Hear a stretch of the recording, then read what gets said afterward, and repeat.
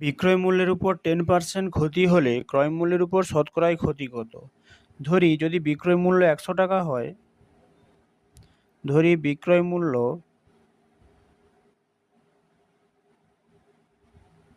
যদি 100 টাকা হয় তাহলে ক্রয় মূল্য কত হবে? 10% ক্ষতি বলছে, 110 টাকা।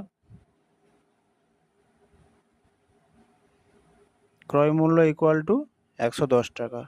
এবারে এখানে ক্রয় মূল্য 110 টাকা কেন? যে জিনিসটা আমার বেশি দামে কিনে কম দামে বিক্রি করলে তখনই তো আমার ক্ষতি হয়। তাহলে এখানে ক্ষতি কত হবে? না, ক্ষতি ইকুয়াল টু 110 মাইনাস 100 টাকা ইকুয়াল টু 10 টাকা ক্ষতি। এবার এখানে ক্রয় মূল্যের উপর ক্ষতি বের করতে বলছে না, ক্রয় মূল্যের উপর